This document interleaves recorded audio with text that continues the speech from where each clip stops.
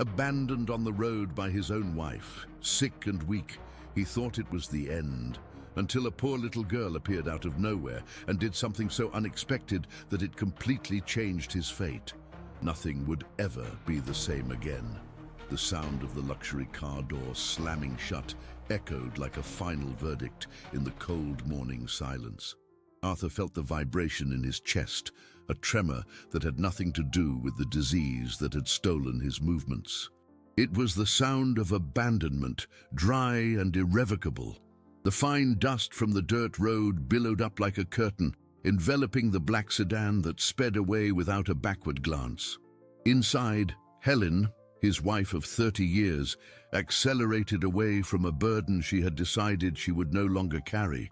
Her last words, murmured with cruel impatience, still hung in the frigid air. "I am done wasting my life looking after someone who is nothing but a burden." The sentence hit him harder than any medical diagnosis. It was a certificate of uselessness, signed by the person who had once promised to stand by him in sickness and in health. He closed his eyes, the image of her face, hard and indifferent, etched into his mind. Where was the woman he had loved? The one who smiled in old photographs, whose hands once held his with tenderness?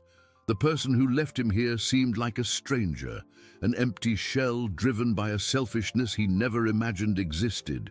The cutting wind swept across the open field, whipping his face and penetrating the thin coat she had left him.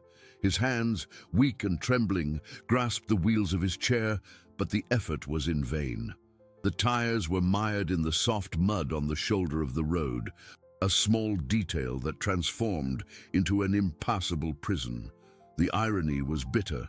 A man who had built an empire, who commanded hundreds of employees with a single order, was now incapable of moving an inch. His pride, that wall that had always protected him, crumbled brick by brick, leaving him exposed and vulnerable. The solitude was a physical presence, a crushing weight on his shoulders. The world seemed to have shrunk to this desolate stretch of road, a scene of desolation that perfectly mirrored his soul. He tried one more time, using the little strength he had left, but the chair only sank a little deeper. A single, warm tear traced a path down his cheek, a sign of defeat that filled him with shame. It was in that moment of absolute despair that a thin but surprisingly firm voice broke the silence. "Mister, karma always catches up with mean people." Arthur turned his head with difficulty. Standing a few feet away was a little girl who couldn't have been more than 8 years old. She was scrawny, in visibly worn clothes, her bare feet dirty from the same dust the car had kicked up. Her hair, tangled and unevenly cut, framed a small face with delicate features, where two large, dark eyes watched him with an uncommon seriousness for her age. There was no mockery in her gaze, only genuine curiosity and silent compassion, as if she understood abandonment and pain. The girl approached slowly, without fear, and stopped beside the wheelchair. She looked at the wheels stuck in the mud, then at Arthur's face, and frowned, thoughtful. The simplicity of her declaration about karma, delivered with childlike conviction, was the first thing that didn't sound like pity or contempt that he had heard in months. She didn't see him as a problem, but as someone who had been the victim of malice. Before Arthur could formulate a response, she positioned herself behind him, placing her small, dirty hands on the rubber grips of the chair. "I'll help you get out of there, sir," she said, her voice filled with a determination that contrasted with her fragile body. She pushed with all the force she could muster. Her thin arms shook with the effort, her knuckles white from the strain. A grunt of exertion escaped her lips. Arthur felt the slight jolt, the pure intention behind the gesture. But the wheelchair, heavy as the whole world, did not move an inch, sinking even further into the cold mud. The little girl didn't give up. She let out a frustrated sigh, wiped her dirty hands on her frayed pants, and circled the wheelchair, analyzing the problem with the concentration of an engineer facing a structural failure. Her dark eyes examined the angle of the wheels, the depth of the rut in the mud. Arthur watched her in silence, a mixture of admiration and helplessness growing inside him. It was ridiculous. A man like him, who had always solved everything with a phone call, now depended on the ingenuity of a barefoot child. The girl picked up a thick, dry branch from the ground and tried to use it as a lever under one of the wheels. The branch snapped and broke, the sharp sound cutting the air and highlighting the failure of the attempt. She threw the pieces of wood down with a gesture of irritation, but not defeat. Next, she began digging the mud with her own hands, trying to free space around the tire. The cold muck clung to her fingers, but she seemed not to care, focused on her task with a touching stubbornness. Arthur felt a knot form in his throat.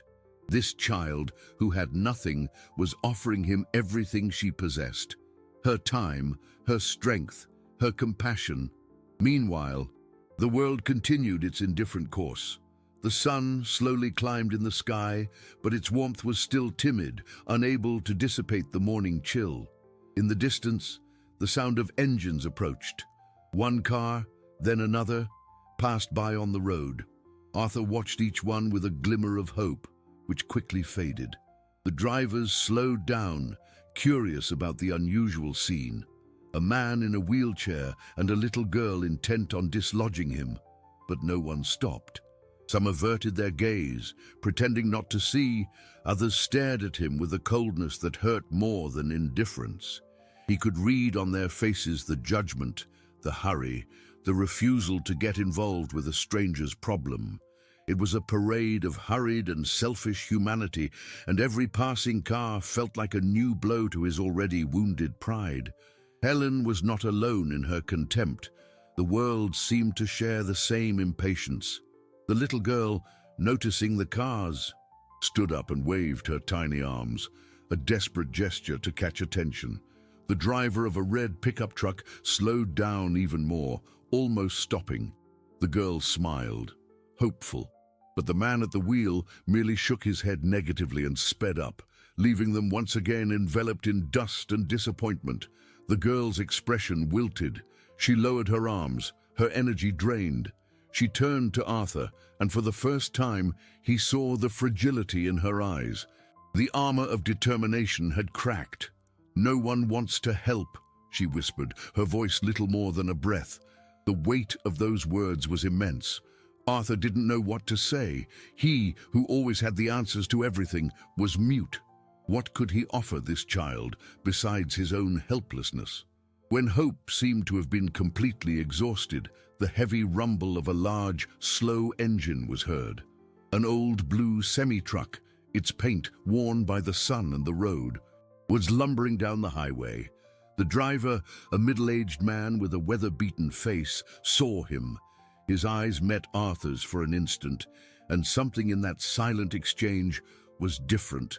The truck passed them, and Arthur's heart sank. Just one more, but to his surprise, he heard the sharp sound of air brakes. The vehicle stopped a few yards ahead and began slowly backing up. The trucker descended, a robust man in a plaid shirt and jeans. He approached with a weary gait, but his eyes were kind. "Trouble here?" he asked, his voice deep and husky. The little girl ran up to him. "Sir, help us. His chair got stuck and no one will stop." The man, whose name was Jonah, assessed the situation. He and the girl managed, with joint effort, to finally pull the chair out of the mud and onto the firm shoulder of the road. Arthur felt immense relief, but it was short-lived. Jonah looked at the cramped cab of the truck, already overflowing with boxes and tarps. "I'm sorry," he said, with genuine regret. "My rig is loaded to the roof. I have no way to take you in the chair, and my destination is far, in the opposite direction." The newborn hope shattered. Jonah, seeing the disappointment on their faces, opened a side compartment of the truck. From there, he pulled out a thick blanket, though old, and a small paper bag with a few apples and a bottle of water. "Take this. I promise that as soon as I unload, I'll come back. It might take a few hours, maybe until late afternoon, but I will return. I swear." He handed the items to the little girl and Jie, before leaving, placed a hand on Arthur's shoulder. "Hang in there, buddy." The truck left, leaving them alone again. The silence returned, now filled by an uncertain promise. Arthur looked at the blanket on his lap and at the girl, who was already biting into an apple heartily. The help had come, but incomplete, prolonging the agony of waiting. The road remained deserted, and as time passed, a new doubt began to torment him. What if he didn't come back?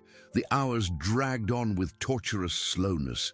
The sun, now higher, began to warm the asphalt, but the wind continued to blow cold gusts that made Arthur huddle under the old blanket. The trucker, Jonah's promise hung in the air like a fine mist, something to hold on to, but without the solidity of certainty. With every sound of a distant engine, the hope of Arthur and the girl reignited, only to be frustrated when the vehicle passed without slowing down. The highway, which once represented a route of escape, was now a symbol of his imprisonment. The little girl, after finishing her apple, sat on a rock beside him, swinging her small legs and watching the horizon with a patience Arthur did not possess. The silence between them was not uncomfortable. It was a silence of complicity, of two abandoned souls sharing the same stretch of helplessness. It was she who broke it, her voice sounding practical, almost too adult. "He won't be back anytime soon. Trucks are slow." Arthur did not respond. The truth in those words was an added weight on his chest. He looked at the girl, whose name he still didn't know. "What is your name?" he asked, his voice husky from disuse. "Leah. And you, sir?" "Arthur." She repeated the name in a whisper, as if testing it. "Arthur. That's a king's name." He almost smiled. "King of what?" "Of a kingdom of dust and solitude." Leah suddenly stood up, her eyes gleaming with an idea. "I know a place. It's not far. There's a shortcut through the woods that gets us there fast. It's an old gas station. Sometimes Mr. Zeke stops by there to check on things. He has a pickup. Maybe he can help." The proposal made him hesitant. To leave the roadside where there was a chance, however small, of being seen, to venture into an unknown patch of woods. Fear paralyzed him. The road was purgatory, but at least it was visible purgatory. The woods were the unknown, a labyrinth of trees and shadows. What if she was wrong? What if the station was completely abandoned, and they got trapped in an even more isolated place? He looked at Leah's small, serious face. There was a confidence in her gaze, a certainty that disarmed him. She knew this place. It was her territory. For him, it was a strange and hostile world. Arthur's pride fought against necessity. Asking for help had been hard enough. Now he needed to trust his life to a child. But what was the alternative? Wait for a return that might never happen. Slowly wasting away on the roadside. The pain in his back was increasing, and the weakness in his limbs was a constant reminder of his fragility. "Is it safe?" he managed to ask, his voice revealing his insecurity. Leah shrugged, a gesture that mixed innocence and street smarts. "It's just woods, sir. No man-eating animals. It's better than waiting here for nightfall. The cold gets worse when the sun goes down." Her logic was irrefutable. The prospect of spending the night there, exposed to the elements, was terrifying. He sighed, a silent surrender. "All right, let's go." Leah's face lit up with a genuine smile, the first one he had seen. The transformation was instantaneous, softening her features and revealing the child behind the resilient facade. She positioned herself again behind the chair, ready for the journey. The path she indicated was a narrow, ill-defined trail that started right after the roadside curb. The terrain was uneven, covered with protruding roots and loose stones. Every yard was a battle. Leah pushed with all her might, her small body shaking with effort, while Arthur tried to help with his hands, propelling the wheels whenever he could. The wheelchair, designed for smooth surfaces, protested with every jolt. The thin wheels snagged in holes and collided with roots. In some steeper sections, Leah had to pull him from the front, walking backward, her face red and her breath ragged. Sweat streamed down her forehead, mixing with the dust. Arthur felt like a useless burden, a dead weight that was exhausting the child's energy. Guilt gnawed at him, but her determination prevented him from asking her to stop. They were an unlikely pair, a deposed king and his small, tireless squire, fighting against the indifference of nature. After what felt like an eternity, the trees began to thin. The sunlight became more intense, and they emerged from the trail into a clearing. There, a few yards away, was the gas station. But the sight that greeted them was a bucket of cold water on the hope that had driven them there. The structure was in ruins. Peeling paint revealed the concrete beneath. The windows were broken, and the fuel pumps, rusty and covered in weeds, looked like skeletons of a forgotten era. A wooden sign, hanging by a single nail, swayed in the wind with the word "closed" painted in faded letters. The place wasn't just closed, it was dead. Abandoned for years, the silence was absolute, broken only by the whistling of the wind through the broken panes. There was no Mr. Zeke, no pickup truck, no help, only the crushing certainty that they had traded one prison for another, even more desolate and without an exit. The desolation of the abandoned station mirrored Arthur's soul. Leah's naive optimism, which had propelled them through the difficult trail, dissolved like smoke before the crude reality of the place. She stood still, her shoulders slumped, looking at the ruined building as if she couldn't believe what she was seeing. The confidence in her face had been replaced by an expression of deep disappointment, not just because her plan had failed, but because she had dragged Arthur into this false hope. He saw a silent tear trace the girl's dirty face and felt a pang of pain that was not physical. It was the pain of witnessing innocence break against the wall of reality. For the first time since he had been left on the road, his suffering gave way to genuine concern for someone else. He needed to say something, anything to alleviate the weight of guilt she clearly felt. "It wasn't your fault, Leah," he said, his voice softer than intended. "You tried to help. It was a good idea." She sniffed and rubbed her face with the back of her hand, leaving a streak of mud on her cheek. "But I thought, Mr. Zeke always came here. He told me." "Things change," Arthur replied. The words weighted with the burden of his own experience. "People go away." They stood in silence for a long time, the scene of decay around them amplifying the sense of hopelessness. The sun was beginning to descend on the horizon, painting the sky with shades of orange and purple that, in other circumstances, would be beautiful. Here, however, they were just a reminder that night was approaching, and with it, the cold and the darkness. Arthur felt fatigue take over his body. The journey through the woods had exhausted his few reserves of energy. Hunger, which was previously a distant sensation, was now a sharp pang in his stomach. He looked at the bottle of water and the 2 remaining apples Jonah had given them. It was all they had. While Arthur lost himself in dark thoughts, an unexpected sound caught his attention. It was the low noise of an engine, different from the sound of cars on the main highway. It came from a secondary, almost hidden, dirt road that flanked the gas station. An old, rusty car, a model Arthur hadn't seen in decades, approached slowly and stopped at a safe distance. The driver did not get out. He stayed there, watching them. Arthur felt a chill. In this isolated place, the arrival of a stranger was more frightening than comforting. Who would it be? A curious local resident, someone with bad intentions. The car door opened with a creak, and a thin, timid-looking young man got out of the vehicle. He held a cell phone in his hand, pointing it discreetly in their direction. Arthur immediately realized what he was doing. Filming. Humiliation flooded him like a heat wave. His personal tragedy was becoming a spectacle for a stranger. He wanted to shout, to send him away, but no sound came out. The young man did not approach.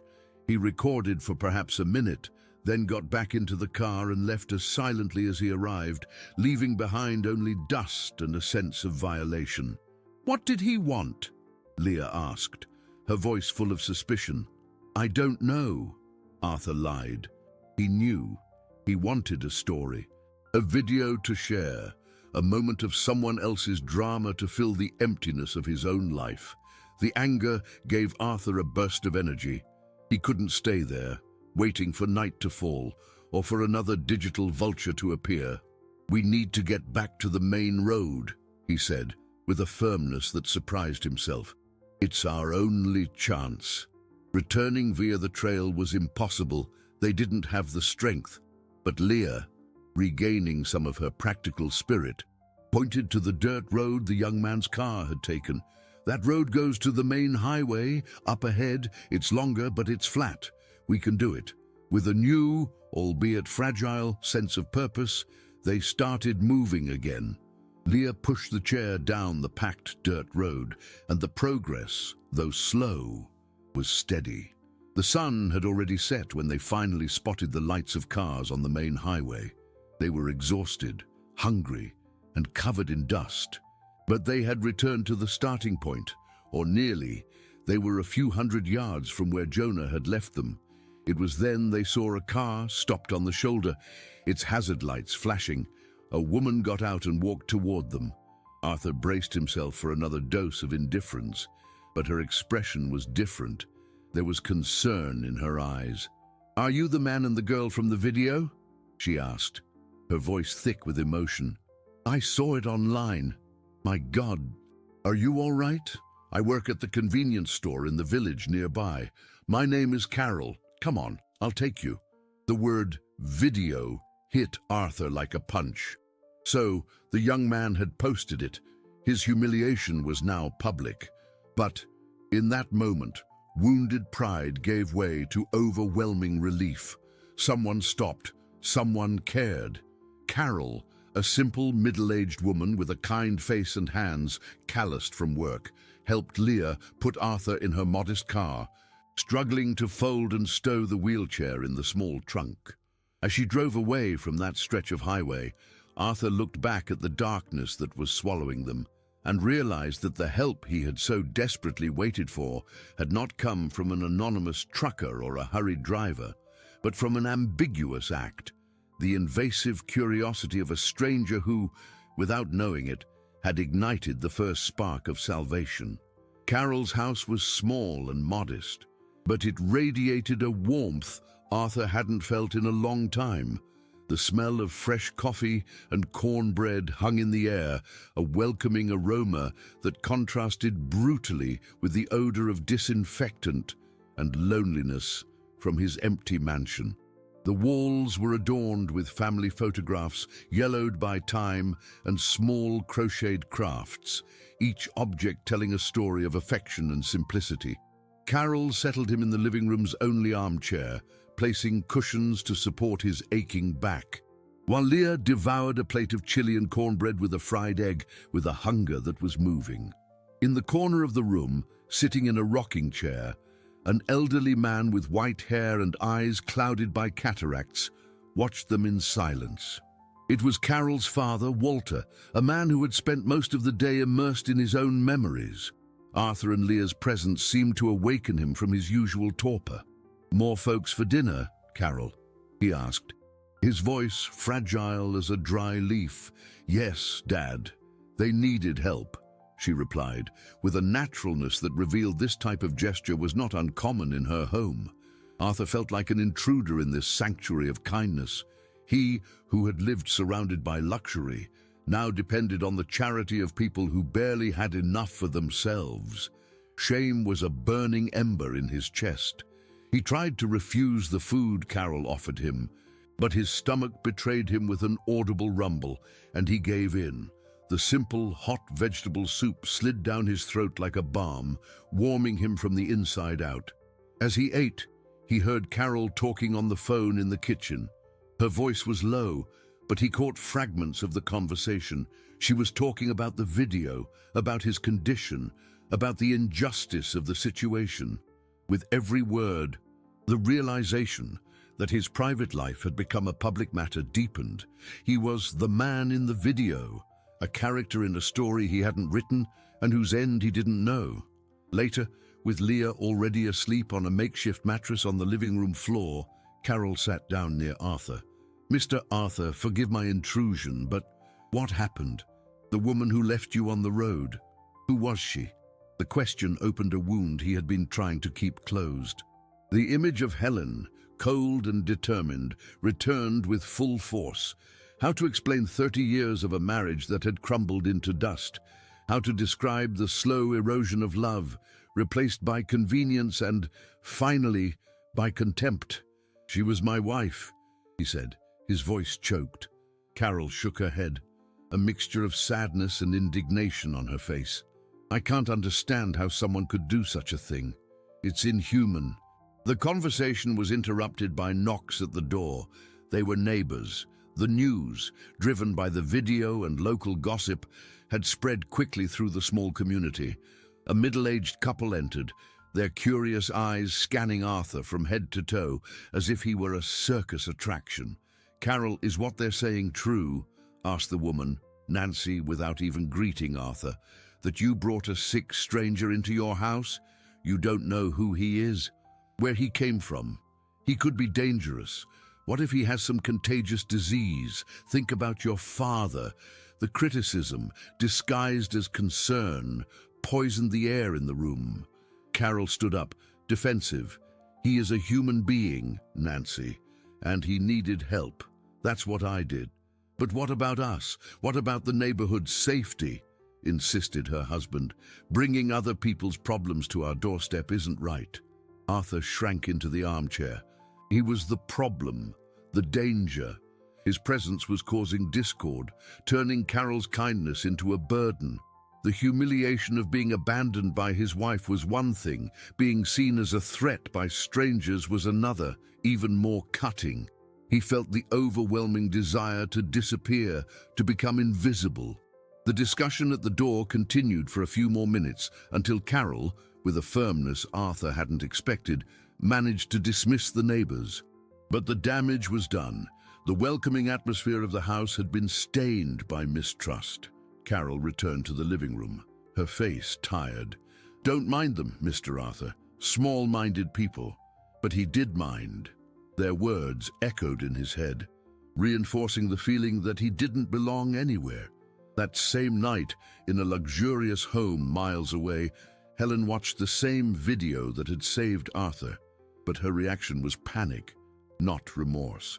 A friend had sent her the link with a message, "Helen, isn't this Arthur?" She saw the grainy images of her husband, weak and helpless, being helped by a child. She saw the comments multiplying, most condemning the cruel person who had abandoned him. Her image, her reputation was at risk. Fear overwhelmed her. She needed to act, to control the narrative before the truth destroyed her. She picked up the phone and, with trembling fingers, began typing a post for her social media, a carefully crafted lie that would turn her from villain to victim. "My heart is broken," she wrote. "My husband, Arthur, suffering from severe emotional instability related to his illness, has run away from home. We are desperately searching for him. Please, if anyone has news, contact us." The lie was launched. A seed of doubt, planted to distort public perception and inflict a new layer of pain on a man who had already lost almost everything. The next morning at Carol's house began with a pale sun and the bitter news of Helen's lie. One of the convenience store customers, a young man always connected to social media, showed her the post. Carol read the words aloud in the kitchen, her voice trembling with indignation. "He ran away. Emotional instability." Every syllable was a blow to Arthur, who heard everything from the living room. The lie was so absurd, so cruelly calculated, that he felt the air leave his lungs. Helen wasn't just absolving herself of guilt, she was actively destroying his reputation, painting him as a mentally unstable man, a lunatic who had caused his own misfortune. The injustice was suffocating. How could he fight against that? He was a sick man, voiceless, confined to a wheelchair in a stranger's house, while she, with her elegance and influential social circle, wove a web of falsehoods that many would believe without question. The quiet goodness that still resisted within him began to be corroded by deep resentment. Leah, who was sitting on the floor drawing on a piece of brown paper with a pencil stub, noticed the change in atmosphere. She looked from Carol to Arthur, her large eyes trying to decipher the tension. She didn't understand the complex words, but she grasped the universal language of pain. She got up and went to Arthur, placing her small hand on his arm. The touch was light, but conveyed a comfort no word could. "We know the truth, Mr. Arthur," she said, with her disarming simplicity. The childlike declaration, so pure in its conviction, was a small anchor in the storm of Arthur's emotions. At least here, in this small universe, someone believed him. Helen's post, however, had an unexpected side effect. The video, now contextualized by a narrative of a missing husband, gained even more visibility. The story, previously a local drama, began to attract the attention of people from neighboring cities. That was how Maria, a volunteer from a community health organization, learned about the case. Touched by Arthur's image and suspicious of the wife's version, something in the story didn't fit, she decided to go to the small village to check the situation personally. Maria arrived at Carol's house late in the afternoon. She was a middle-aged woman with a calm gaze and a reassuring presence. She did not ask invasive questions. She simply introduced herself, explained her work, and asked permission to assess Arthur's condition. With experienced gestures, she checked his blood pressure, listened to his breathing, and asked objective questions about his symptoms and medication. Her conclusion was direct and alarming. "Mr. Arthur, you need urgent medical care. Your breathing is labored, and your vital signs are not good. You need to be hospitalized." The word hospitalized sounded like a sentence to Arthur. It meant hospitals, needles, the total loss of his autonomy.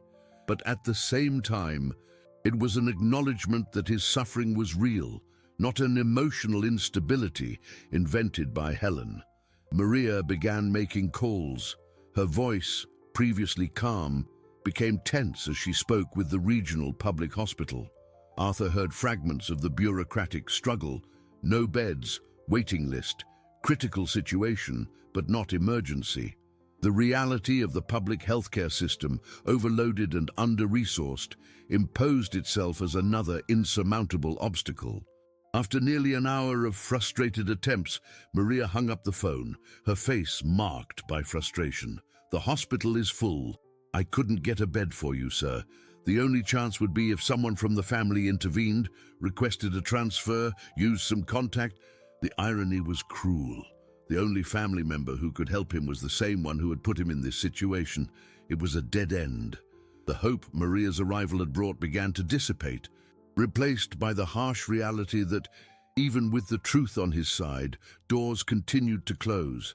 The system was impersonal, and his story, however moving it was on social media, was not enough to jump the bureaucratic line. Leah, who had watched everything in silence, had an idea. If the adults with their phones and contacts couldn't solve it, maybe she could. With the same determination with which she had tried to dislodge the wheelchair, she left the house. Holding one of the drawings she had made, she would go door to door to the small shops in the village, not to beg for money, but to ask for help, to tell the truth, using the only weapon she had, her childlike sincerity. She would show her drawing, a sad man in a wheelchair with a smiling son above him, and tell the story of Mr. Arthur, the king who had been betrayed and who needed his subjects. Her journey was just beginning. A small crusade for justice against a world of indifference and lies. While Leah began her mission through the village streets, armed with her drawing and her truth, Arthur's situation worsened by the hour. His labored breathing became more pronounced, and a cold sweat broke out on his forehead, despite the stuffy heat of the small room. Carol and Maria watched him with growing anxiety, helplessness weighing on them like a shroud. Every phone call from Maria to the hospital ended with the same frustrating answer. Bureaucracy was an impenetrable wall, and Arthur's story, although moving, was not a criterion for admission. In her mansion, Helen followed the repercussion of her lie with a mixture of relief and nervousness. Her post had generated a wave of sympathy. Friends and acquaintances sent messages of support, praising her strength and regretting her difficult situation. She reveled in the role of the victim, but a persistent fear haunted her. What if Arthur was found and told the truth? What if someone in authority decided to investigate thoroughly? That was when she received a call from an old family friend, an influential doctor who worked in the administration of the regional hospital. "Helen, I heard about Arthur. I saw your post. What a terrible situation. A volunteer has been calling here insistently, trying to get a bed for a man with his name. It's the same case, isn't it?" Helen's heart froze. The improvised aid network was getting too close. Panic made her think fast, calculatedly and cruelly. "Yes, it's him," she said, her voice strained with false anguish. "But please listen to me. Arthur is undergoing a severe psychotic episode. He refuses to return home. He's aggressive. The doctors who follow him believe that admitting him to a general hospital now, without proper psychiatric containment, could be dangerous for him and the staff. He needs to be assessed by a specialist before anything else.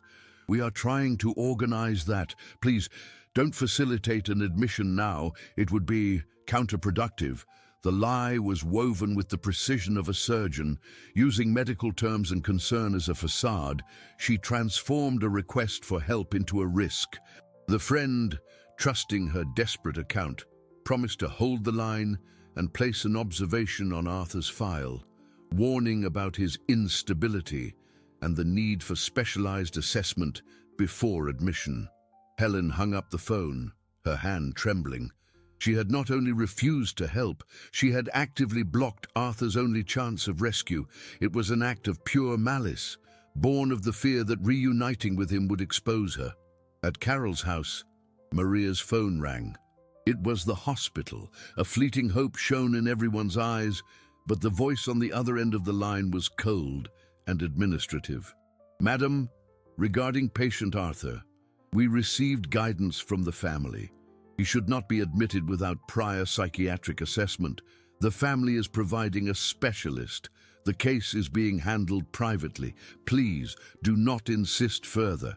Maria was speechless. Guidance from the family. She looked at Arthur, who had heard everything. The understanding of what had just happened hit him with the force of a punch to the stomach. Helen wasn't just watching from afar. She was pulling the strings, manipulating the system to ensure he stayed exactly where he was, helpless, sick, and far from any resource that could threaten her. The betrayal was deeper, more calculated than he had ever imagined. It had not been an impulsive act of abandonment on the road.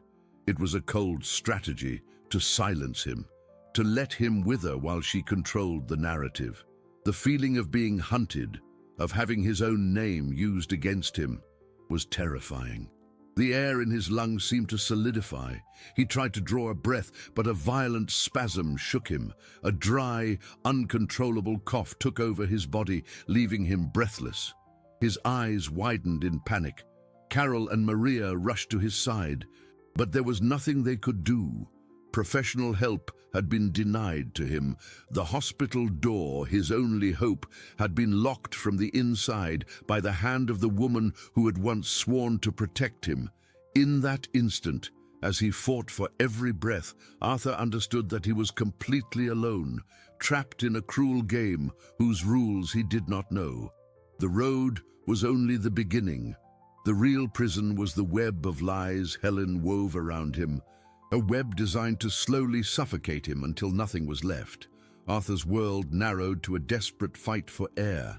Panic, cold and overwhelming, took hold of his mind as his body betrayed him. His lungs refused to obey, contracting in painful spasms that brought no relief, only more anguish. The sounds of the small room became distant and muffled, as if he were sinking into deep water. He saw the frightened faces of Carol and Maria, but it was as if they were on the other side of thick glass. Maria acted with impressive speed. While Carol, in panic, tried to fan him with an old newspaper, Maria adjusted him in the armchair, tilting his head back to open his airways. "Breathe slowly, Mr. Arthur. Pull air through your nose, release through your mouth. Try to follow me," she said, her voice firm, trying to penetrate the fog of his terror. But he couldn't. Every attempt to inhale was a lost battle. Amidst the chaos, his feverish mind transported him to another time, another place. A vivid and painful flashback hit him. He was in bed, years ago, felled by a severe flu. Helen had entered the room, her face full of genuine concern. She carried a tray with warm chicken soup and a glass of juice. Her hands, then gentle, checked his fever, adjusted his pillows. "You need to take care of yourself, you stubborn man," she had said with a tired smile. The warmth of that memory was torture. Where was that woman? How could care turn into such calculated cruelty? The image of the past dissolved, and brutal reality returned with full force. The pain in his chest was unbearable. He was dying. Here, in this humble room, far from everything he knew, his life was draining away. That's when he felt a small, warm touch on his cold, trembling hand. It was Leah's fingers. She stood beside him, her huge eyes fixed on his. Filled with a fear she bravely tried to hide. She wasn't crying.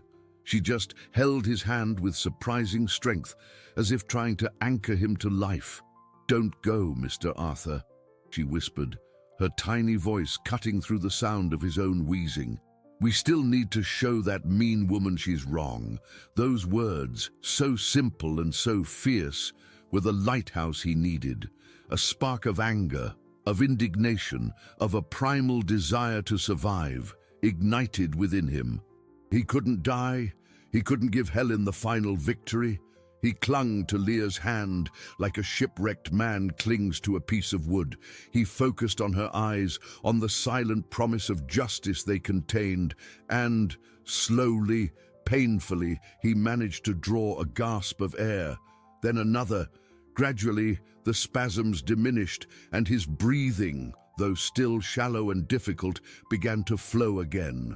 The attack had passed, leaving him completely exhausted, bathed in sweat, and trembling uncontrollably. The room came back into focus. Carol was crying softly, relieved. Maria was wiping his forehead with a damp cloth, her face still pale with worry. Leah didn't let go of his hand. She simply picked up the drawing she had made and placed it on his lap. It was the drawing of a smiling sun. When silence was restored, broken only by Arthur's heavy breathing, Maria spoke. Her tone was serious, the urgency evident in every syllable. "This cannot happen again. The next crisis could be worse. Staying here is not an option, and with your wife blocking the hospital, the official channels are closed to us." Arthur closed his eyes. It was the end of the line, but Maria continued, a new note in her voice, a mix of hesitation and determination. "But perhaps there is another way. It's a long shot, a chance in a million." Carol and Arthur stared at her, expectant. "I heard from a colleague in the city," Maria began, choosing her words carefully. "There's an experimental treatment for your condition, a research program at a private facility. They accept some cases at no cost, for study purposes. The bureaucracy is immense, the selection is rigorous, but the biggest barrier, the almost insurmountable obstacle, is that they require, without exception, the signature and consent of a direct family member to authorize participation." Maria's revelation hung in the room, loaded with almost cruel hope. An experimental treatment, a clinic in the city, words that sounded like salvation, but which were followed by an obstacle that made them unattainable, the necessity of a family member's signature.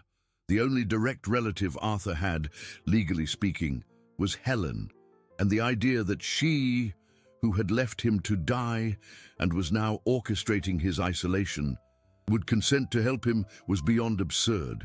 It was a painful fantasy, the glimpse of a door opening only to be immediately locked with an impossible padlock was a new form of torture. Arthur felt the weight of that irony crushing him.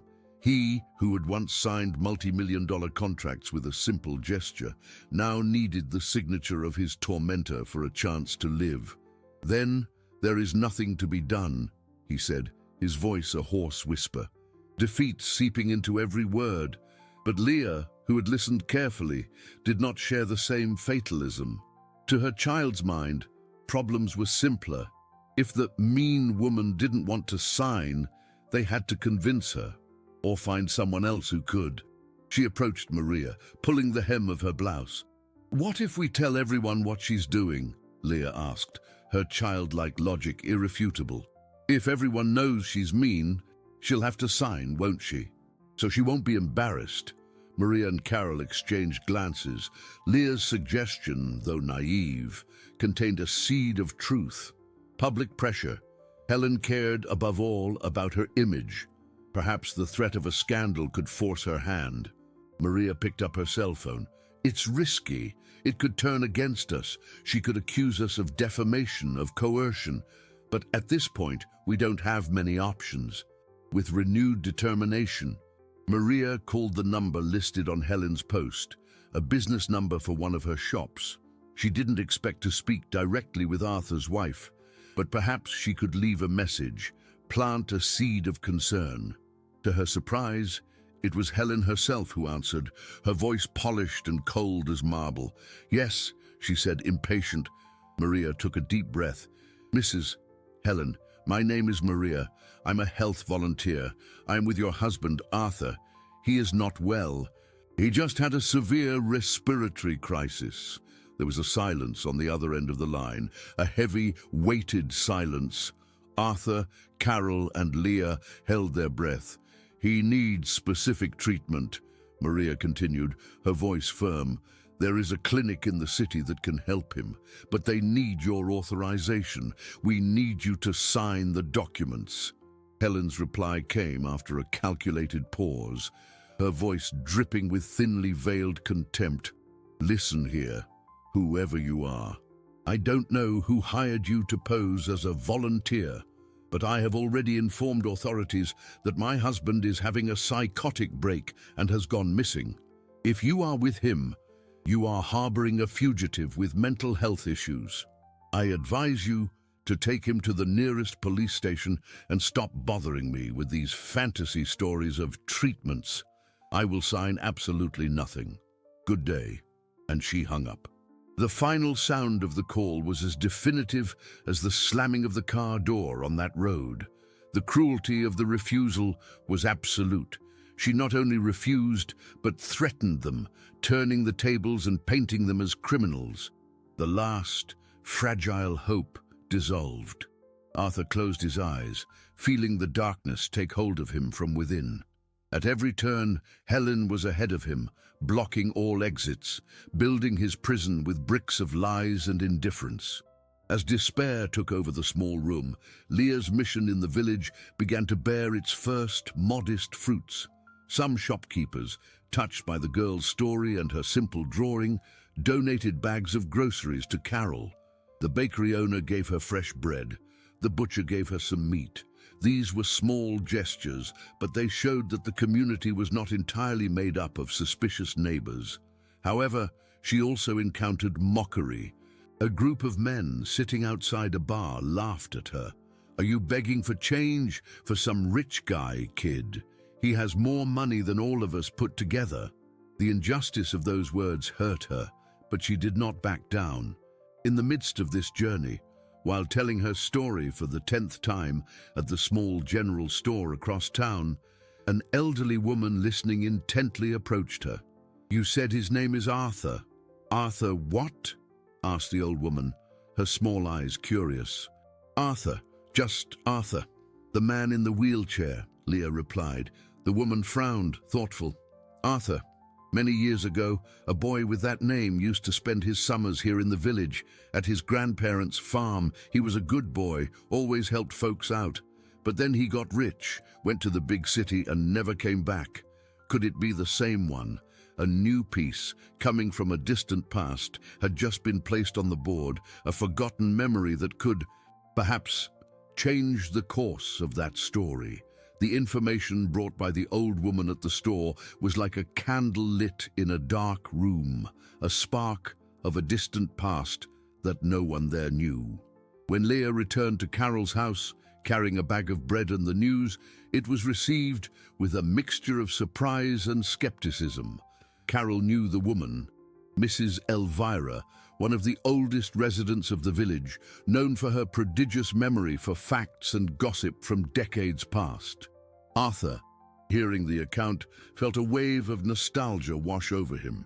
He remembered his childhood summers, the smell of wet earth, the taste of ripe mangoes. He remembered a simpler life, before the money, the success, and consequently, Helen. Yes, he was that boy. But what did that change now? That kind and helpful young man was buried under layers of disappointment and illness. He was a ghost. Yes, that's me, he admitted, his voice weak. My grandparents had a small farm on the outskirts, but they passed away a long time ago. No one here would remember me. But the seed planted by Mrs. Elvira began to germinate. The story of little Arthur, the grandson of the old farmers who had become a rich man and was now abandoned and sick, spread through the village with the speed of wildfire. The narrative changed. He was no longer just a stranger, a problem brought by Carol. He had roots there, a connection to the place's past. The suspicion of some neighbors began to give way to compassionate curiosity. People who had previously closed their doors now waved to Carol on the street, asking about the boy who came back. The community, previously hostile, began to weave a fragile network of support around him. A neighbor brought chicken broth. Another appeared with a home remedy for his cough. They were small gestures, but they represented a seismic shift in the atmosphere. Arthur, who felt like an outcast, began to feel, for the first time in a long time, part of something. Meanwhile, Helen's categorical refusal to help echoed in Maria's mind. The volunteer was not the type to accept a no as a final answer, especially when a life was at stake. She knew that confronting Helen directly was useless. She needed a new strategy. She remembered the doctor friend in the city who had told her about the experimental treatment. Perhaps he could help in another way. She called him again, not to ask for a bed, but to ask for information. "Dr. Carlos, it's me, Maria, again. Sorry to bother you. I know the wife's signature is indispensable, but what if we could prove that she is not acting in the patient's best interest? If we could prove that she abandoned him and is now obstructing his treatment for personal reasons? Is there any legal precedent? Any loophole?" There was a long pause on the other end of the line. Dr. Carlos was a cautious man, a bureaucrat of the health system. But Maria's insistence and the details of the case touched his human side. "Maria, this is extremely complicated," he said, his voice low. "It involves lawyers, social workers, maybe even a court order. It would take weeks, maybe months. Time that, from what you tell me, Mr. Arthur doesn't have. The clinic is very strict with its protocols to protect itself from lawsuits. Without the signature, their hands are tied." The discouragement in Maria's voice was palpable, another closed door. But before hanging up, the doctor added something almost as an afterthought. "However, there is a very rare clause, almost never used.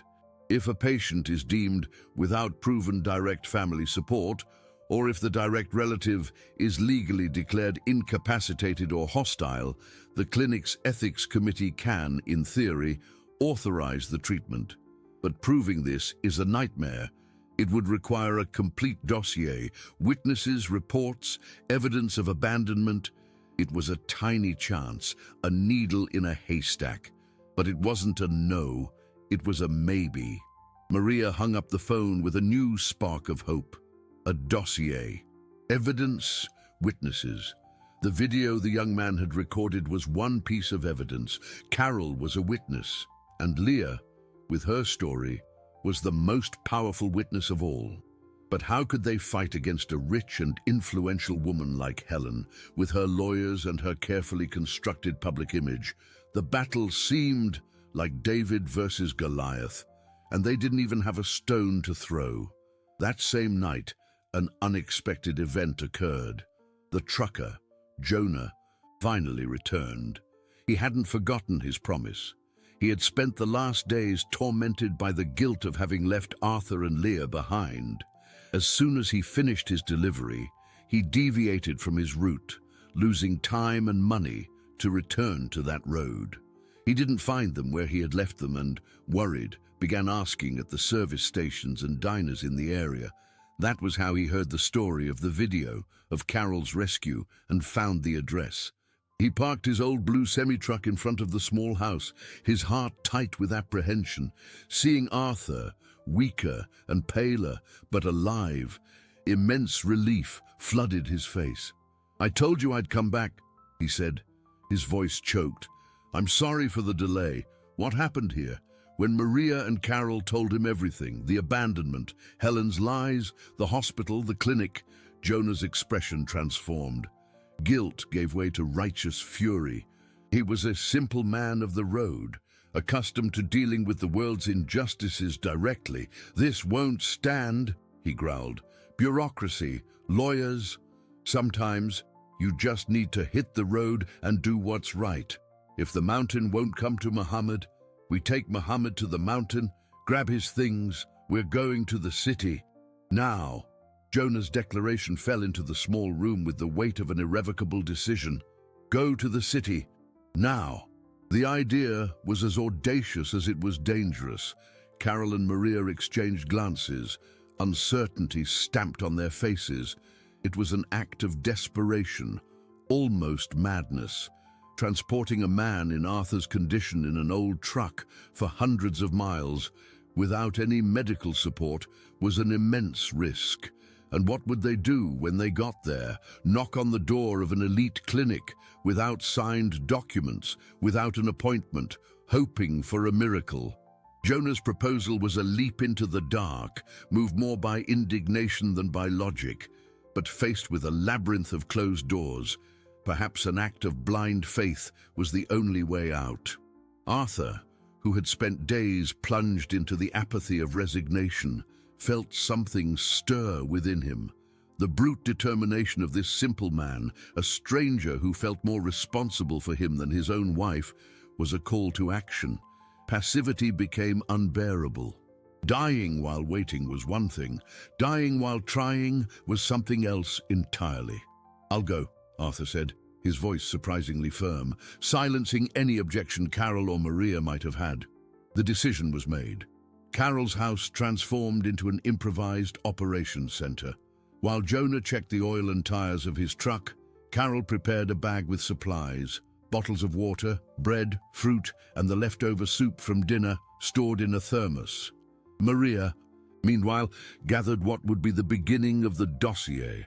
A copy of the video saved on her cell phone, a written and signed statement by Carol, and a small letter dictated by Arthur himself, briefly recounting the abandonment. Leah, sensing the urgency in the air, decided she also needed to contribute. She ran to the backyard and returned with a small amulet she kept as a treasure, a smooth, round stone she had found in the river, which she believed brought good luck. She placed it solemnly in Arthur's hand. "For protection on the trip, Mr. Arthur," she said, her eyes serious. The gesture, so pure and full of meaning, touched Arthur deeply. He squeezed the stone in his hand. It was the only possession he would take from that village, besides the kindness of those people. The farewell was quick and emotional. Carol hugged Arthur tightly, as if he were a son. Maria gave him instructions on how to breathe if he felt short of breath, and Leah, the small guardian who had started it all, just looked at him and said, "Come back well, okay?" With Jonah's help, Arthur was accommodated in the cramped truck cab, the wheelchair tied with ropes in the back. Night had already fallen when the old diesel engine rumbled and the blue truck departed, leaving behind the small village and the fragile security it offered. The road ahead was dark and uncertain. The journey was slow and uncomfortable.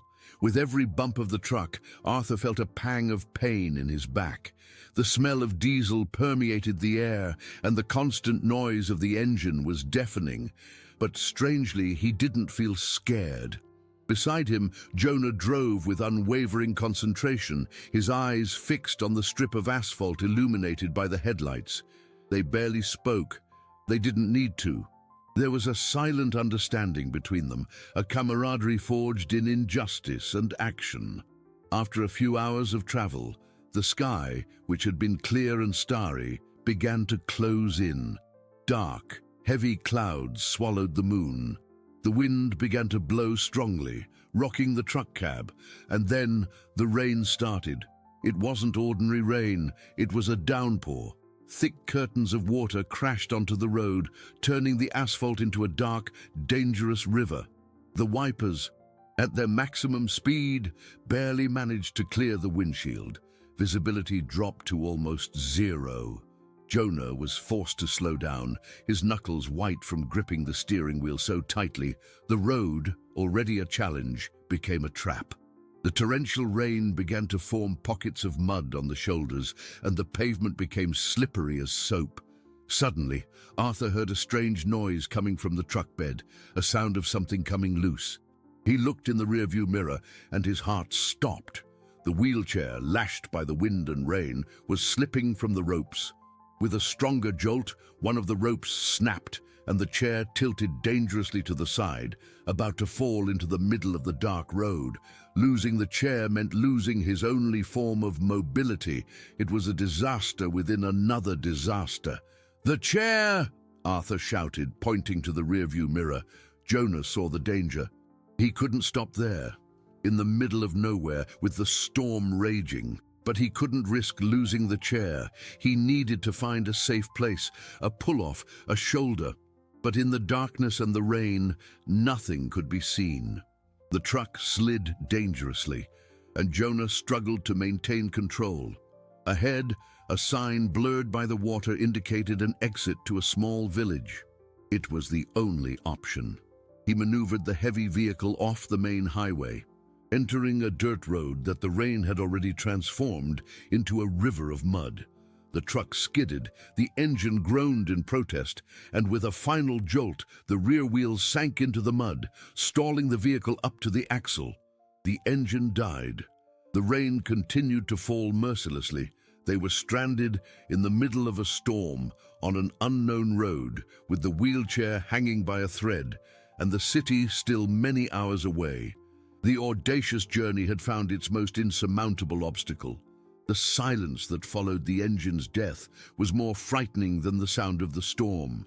Outside, the rain fell with relentless fury, turning the world into a blur of water and darkness. Inside the cab, the only light came from the truck's dashboard and the lightning that periodically tore across the sky, illuminating the desolate scene. A truck stuck in the mud, helpless.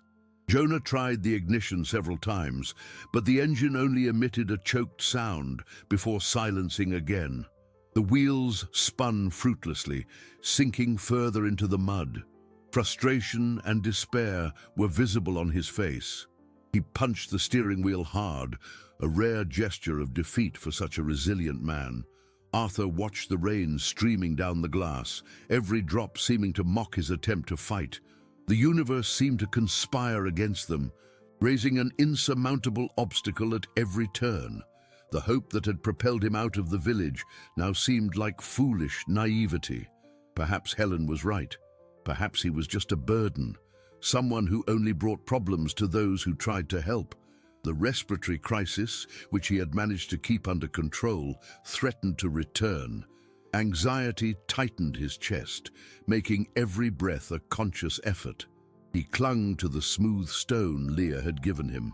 The small amulet now damp with his cold sweat, it seemed a useless talisman against the fury of nature and the cruelty of fate. The wheelchair was still outside, hanging precariously, being battered by the storm.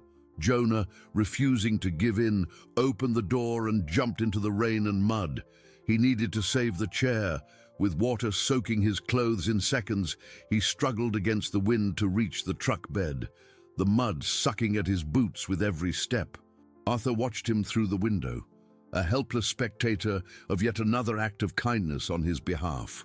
After an arduous struggle, Jonah managed to untie the chair and, with a Herculean effort, drag it under a small shelter of an abandoned bus stop by the roadside.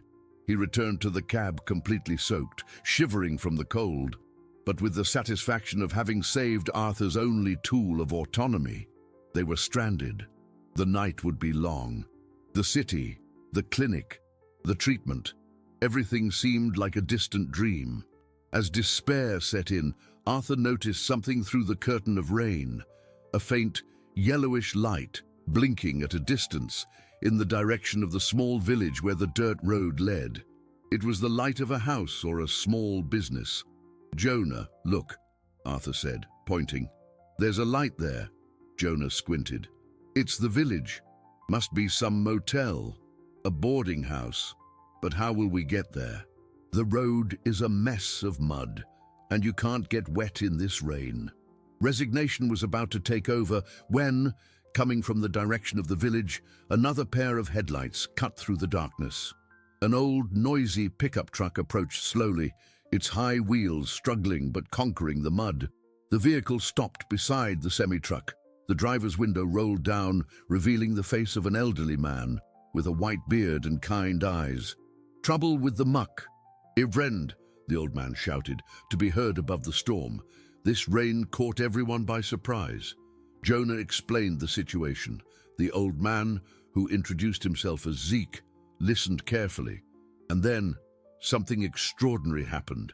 Leah, feeling uneasy and worried after Arthur's departure, couldn't sleep. She had a bad feeling. Without Carol noticing, she left the house and went to the small store where she knew Mrs. Elvira lived in the back. She woke the old woman and, with the urgency of a child convinced of her mission, asked for the contact of a distant relative she might have in that village where the road sign pointed. Mrs. Elvira, though confused, remembered a second cousin she hadn't seen in years, the Mr. Zeke, owner of a small general store at the entrance of the village. Leah, using Carol's phone, which she had taken secretly, called the number written on a yellowed piece of paper. Her tiny, desperate voice on the other end of the line, speaking of a Mr. Arthur stuck in the rain, was enough to make old Zeke leave his house in the middle of the storm. "Hold on," he said, seeming to connect the dots. "Are you the friends of that little girl who just called me?" "Leah. She said some Arthur was in trouble on the road." Arthur and Jonah looked at each other, stunned. Leah. Somehow, miles away, that unlikely little girl had, once again, extended her invisible hand to save them. It was a coincidence so absurd, it could only be fate. Mr. Zeke, now understanding the urgency, did not hesitate. He helped Jonah transfer Arthur to the cab of his pickup, protecting him from the rain with a tarp. The wheelchair was placed in the truck bed. The pickup, lighter and with four-wheel drive, managed to maneuver in the mud and head towards the village light. Minutes later, they were in Zeke's small store, a simple place, but dry and heated by an old wood stove. His wife, an equally kind woman, brought dry blankets and hot coffee. There, safe from the storm, Arthur felt the tension leave his body. He looked at Jonah, at the elderly couple who had taken them in without questions, and understood this wasn't an obstacle, it was a detour, a necessary detour that had connected them to the final piece of the puzzle. "Mr. Zeke," Arthur began, his voice still weak. "We are heading to the city, to a clinic, the Renaissance Institute for Advanced Therapeutics." Old Zeke smiled, a smile that illuminated his wrinkled face. "Well, look at the coincidence. My nephew, my sister's son who lives in the city, Is one of the chief nurses there? The revelation from Mr. Zeke crashed over Arthur and Jonah with the impact of a heat wave, dissipating the cold of the storm and the ice of despair. The Renaissance Institute, the chief nurse nephew, the pieces of the puzzle, which seemed scattered randomly by a cruel fate, began to fit together with astonishing precision. It wasn't luck, Arthur realized. It was a chain of goodness, started by a little girl on the roadside, that had spread like ripples in the water, touching a trucker, a convenience store clerk, a volunteer, and now an old vendor from a rain-forgotten village. Each act of compassion had forged a link, and now the chain was complete, strong enough to pull him out of the abyss. As soon as the storm subsided in the early hours of the morning, Mr. Zeke picked up his phone and called his nephew. The conversation was long. He told the whole story, his voice filled with paternal indignation, describing the abandonment, Arthur's struggle, and the web of lies spun by his wife. On the other end of the line, the nephew, Ricardo, listened in silence, his initial professionalism giving way to growing empathy. He knew the clinic's rigid protocols, the inflexibility of the ethics committee, but the story, told by his trusted uncle, bypassed the coldness of the regulations and touched his human side. "Uncle, bring them here," Ricardo said, the decision firm in his voice. "I can't promise anything. The final decision isn't mine, but I will present the case directly to the medical director and the committee. With the dossier you have and my personal testimony, we'll have a chance." The journey resumed, but now the atmosphere in the truck cab was completely different. The road was still wet, but the morning sun shone, promising a new start. Hope was no longer a fragile spark, but a firm, constant flame. When they finally arrived at the imposing entrance of the Renaissance Institute, a modern building of glass and steel that seemed to belong to another world, Ricardo was already waiting for them. He acted with discreet efficiency, taking Arthur to an evaluation room, bypassing the normal reception procedures. While Arthur was examined by a medical team, Ricardo took Jonah, Maria, who arrived by bus shortly after, and the dossier to an emergency meeting with the director. The battle was now bureaucratic, fought in air-conditioned meeting rooms. Hours passed. Arthur waited, his heart oscillating between hope and fear. It was then that the unexpected happened. Helen, alerted by one of her contacts that a patient in irregular condition was being evaluated at the clinic, appeared. The fear that the truth would come out had led her there, not to help, but to protect her narrative. She entered the clinic with her calculated elegance, ready to deliver the final blow, to discredit Arthur and his accomplices. But her plan failed spectacularly. Outside, attracted by the unusual movement, some local reporters who were staking out a nearby hospital had approached.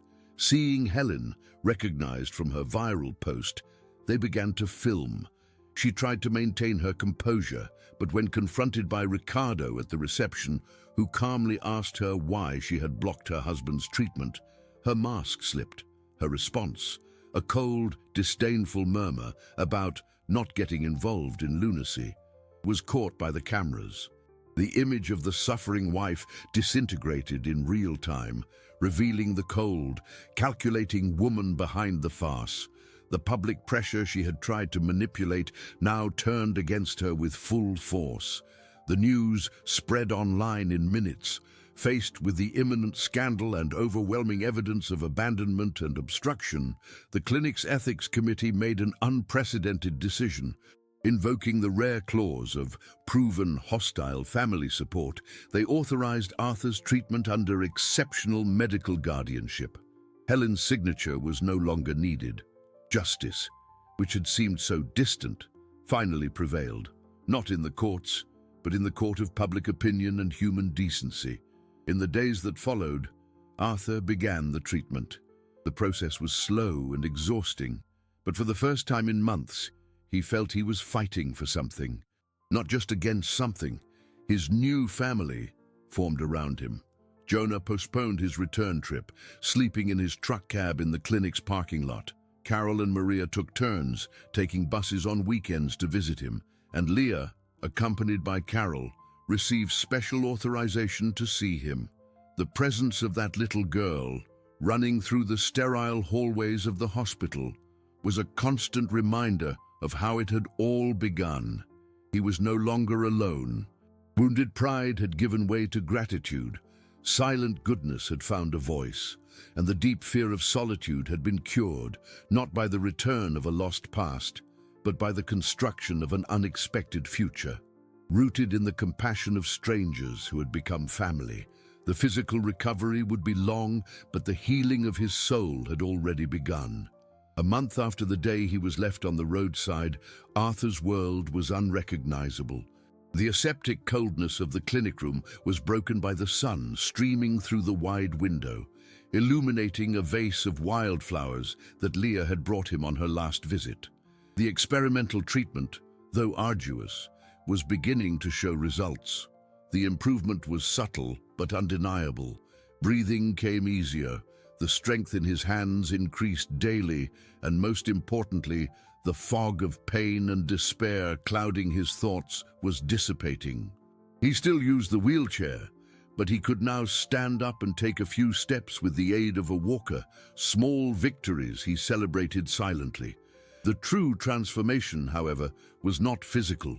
The proud, embittered man abandoned on that road had given way to someone humbler, more grateful, and deeply connected to the humanity around him. His new family was a constant presence. Jonah, who had finally returned to the road, called every night, his deep, husky voice asking how the king was feeling. Carol and Maria continued their visits, bringing not just homemade food, but also news of the village, which had now adopted him as a lost and found son. Arthur's story had become a local legend, a tale of resilience and community strength. As for Helen, the public scandal had consumed her. Her carefully constructed image shattered, and she found herself isolated, judged by those who had once admired her. She vanished from public life, a tragic figure in her own prison of selfishness.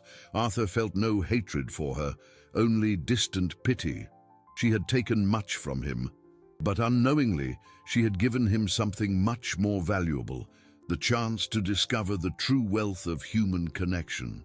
That day, Arthur received a visit from Ricardo, the chief nurse, accompanied by a clinic lawyer. They brought good news. His recovery was progressing faster than expected, and he would soon be discharged. The lawyer also informed him about his legal situation. With the evidence of abandonment, his divorce from Helen would be a mere formality, and he would regain full control over his assets. Formal justice was on its way, but Arthur had already found a greater justice. That afternoon, sitting in his wheelchair by the window, he watched the activity outside. He had plans. Money, which had once been a symbol of power and status, now had a new purpose. He didn't want to return to his empty mansion, a mausoleum of painful memories. He wanted to create something new, something that honored the journey that had transformed him. His last visit before discharge was the most important. Leah entered the room, holding Carol's hand, her eyes shining with pride at seeing him standing, supported by the walker. He lowered himself with difficulty, meeting her height. "Leah," he said, his voice thick with emotion, "all of this whole second chance I received, started with you. You were the first person who didn't see me as a problem, but as someone who needed help. You taught me that kindness doesn't need reasons, only courage." He handed her an envelope. Inside there was no money, but the charter for a foundation he had just created. With the help of the clinic's lawyers, the Sunflower Foundation. The name was a tribute to the drawing of the smiling sun she had given him. The foundation's purpose was simple and powerful: to create a support network to help vulnerable people, abandoned on roadsides and remote locations, offering rescue, temporary shelter, and medical assistance. The first project would be to build a support house in the village, To be managed by Carol and Maria, Jonah's truck would be the Foundation's first rescue vehicle. Their story would become a mission. Pain would transform into purpose. Leah looked at the papers without understanding, but saw her name there as Inspirer and Honorary Counselor. She smiled, a smile that lit up the entire room. The girl who believed that life could still hold goodness, despite everything, was right. And now, she would help spread that goodness to the world. Arthur looked out the window, not at the past that haunted him, but at the future that awaited him. His month-long journey, which began in the solitude of a dusty road, ended here, surrounded by love and with a new path to follow. He was no longer a deposed king, but a builder, ready to transform the ruins of his old life into a beacon of hope for others.